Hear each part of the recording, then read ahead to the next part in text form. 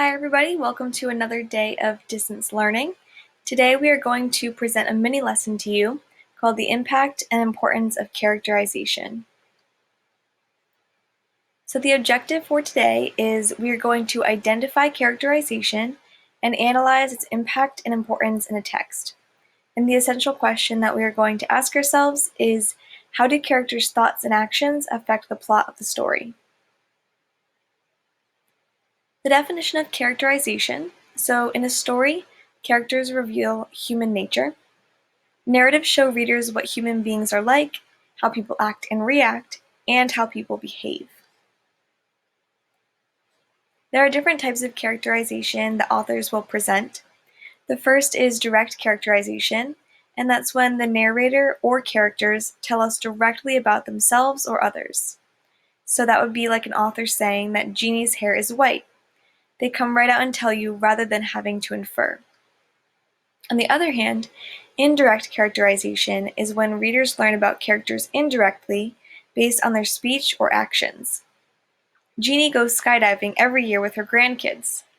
If I have that statement, I can infer that Jeannie has a daring personality, even though the author did not come out and tell me that directly. So why does understanding characterization matter? Characterization is important because it brings characters to life. Characterization is an essential part of writing a novel or a short story, as it helps readers understand the characters and how each character's personality and perspectives can drive the plot forward. So for a teacher model, I am going to read a short story by Langston Hughes called Thank You, Ma'am, and I'm going to look for elements of characterization using the steps below. First, I'm going to select a scene where lines of dialogue reveal aspects of character or provoke a decision. Then I have to establish the context, so I will briefly describe the who, what, where, and when of these lines of dialogue. And lastly, I will explain what these lines of dialogue reveal about the character or the decision that was made. So here we go. Thank You, Ma'am by Langston Hughes. She was a large woman with a large purse that had everything in it but hammer and nails. It had a long strap and she carried it slung across her shoulder. It was about 11 o'clock at night and she was walking alone when a boy ran up behind her and tried to snatch her purse. The strap broke with a single tug the boy gave it from behind. But the boy's weight and the weight of the purse combined caused him to lose his balance, so instead of taking off full blast as he had hoped, the boy fell on his back on the sidewalk, and his legs flew up. The large woman simply turned around and kicked him right square in his blue jean sitter. Then she reached down, picked the boy up by his shirt front, and shook him until his teeth rattled. After that, the woman said, "Pick up my pocketbook, boy, and give it here." She still held him, but she bent down enough to permit him to stoop up and pick up her purse. And then she said, "Now ain't you ashamed of yourself?" Firmly gripped by his shirt front, the boy said, "Yes'm." The woman said, "What did you want to do it for?" The boy said, "I didn't aim to." She said, "You a lie." By the time 2 or 3 people passed, stopped, turned to look, and some stood watching. "If I turn you loose, will you run?" asked the woman. "Yes'm," said the boy. "Then I won't turn you loose," said the woman, and she did not release him. "I'm very sorry, lady, I'm sorry," whispered the boy. "Mm-hmm, and your face is dirty. I got a great mind to wash your face for you. Ain't you got nobody at home to wash your face?" "No'm," said the boy. "Then it will get washed this evening," said the large woman, starting up from the street, dragging the frightened boy behind her. He looked as if he were 14 or 15, frail and willow-wild, in tennis shoes and blue jeans. The woman said, "You ought to be my son. I would teach you right from wrong. Least I can do right now is wash your face. Are you hungry?" "No'm," said the boy. "I just want you to turn me loose." "Was I bothering you when I turned that corner?" asked the woman. "No'm." "But you put yourself in contact with me," said the woman. If you thought the contact is not going to last a while, you've got another thing coming. When I get through with you, sir, you are going to remember Mrs. Luella Bates Washington Jones." Sweat popped out on the boy's face, and he began to struggle.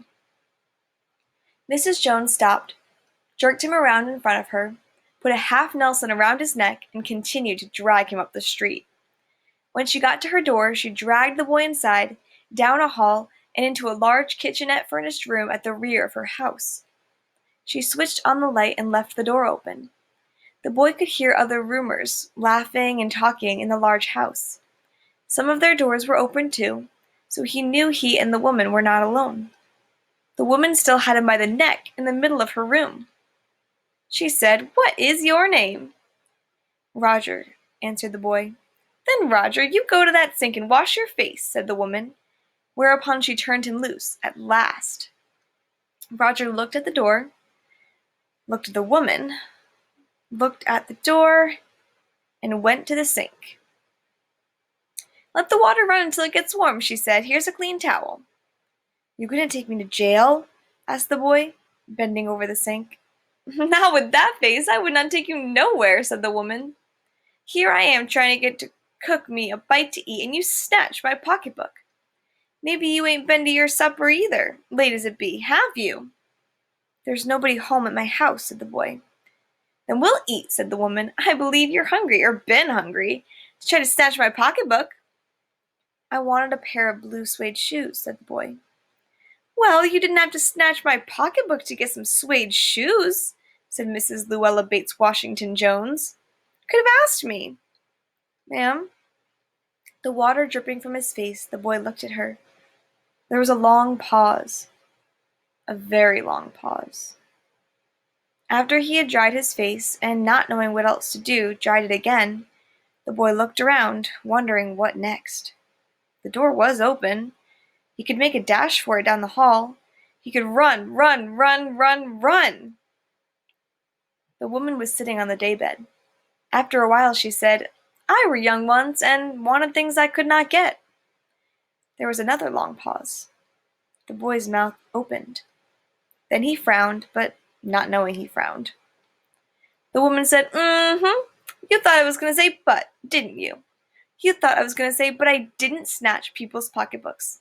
Well, I wasn't going to say that." Pause. Silence. "I have done things too, which I would not tell you, son, neither tell God if he didn't already know.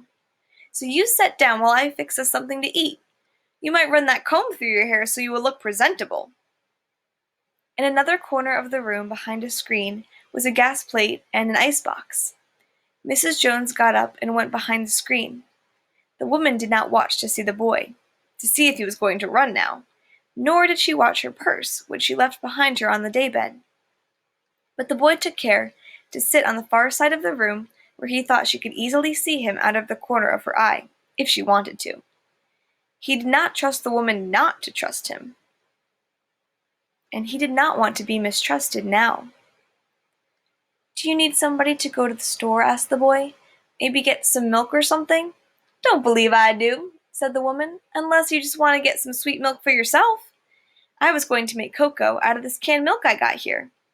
"That will be fine," said the boy. She heated up some lima beans and ham she had in the icebox, made the cocoa, and set the table.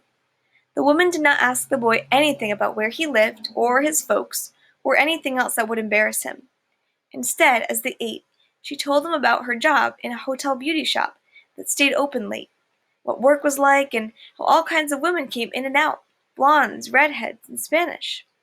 Then she cut him a half of her 10-cent cake. "Eat some more, son," she said. When they were finished eating, she got up and said, "Now, here, take this $10 and buy yourself some blue suede shoes.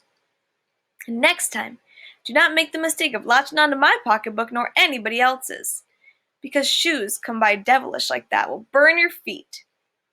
I gotta get rest now, but I wish you would behave yourself, son, from here on in." She led him down the hall to the front door and opened it. "Good night, behave yourself, boy," she said, looking out onto the street. The boy wanted to say something other than, "Thank you, ma'am," to Mrs. Luella Bates Washington Jones, but he couldn't do so as he turned at the barren stoop and looked back at the large woman in the door. He barely managed to say thank you before she shut the door, and he never saw her again. So if you remember before, I am going to select a scene where lines of dialogue reveal aspects of a character or provoke a decision. So I chose the following scene, and then I'm going to cite it using MLA citations. The woman was sitting on the daybed. After a while she said, "I were young once, and I wanted things I could not get." The woman said, "Mm-hmm. You thought I was going to say but, didn't you? You thought I was going to say but I didn't snatch people's pocketbooks. Well, I wasn't going to say that." Pause. Silence. "I had done things too, which I would not tell you, son, neither tell God, if he didn't already know. So you sit down while I fix us something to eat. You might run that comb through your hair so you look presentable. Hughes 3. So I wrote the author's last name and the page number. Next, I'm going to briefly describe the context, the who, what, where, and when of these lines of dialogue. So this scene can be found on page 3 of Thank You Ma'am by Langston Hughes. Mrs. Jones speaks these lines of dialogue to Roger after he explains why he was trying to steal her pocketbook for blue suede shoes. During this scene, Roger is in Mrs. Jones' house. He has just finished rinsing his face in the sink and is about to sit down for dinner. Mrs. Jones speaks to him from the daybed nearby. And lastly, I'm going to explain what these lines of dialogue reveal about the character or the decision that was made. These lines of dialogue reveal a lot of information about Mrs. Jones' past. She has not always been an innocent, law-abiding citizen. Her speech reveals that Mrs. Jones has stolen from others and broken the law. This information is important because it helps readers understand why she is trying to help Roger. Perhaps Mrs. Jones sees her past self in Roger and wants to help him avoid the same mistakes that she has made. Therefore, she decides to teach him a lesson while also showing an incredible amount of kindness and generosity. So that's all I have for you today. Please make sure to answer the response questions after the video. And again, later on this week, you are going to do this same assignment for your Nutmeg books. Bye for now. Thanks everybody for listening.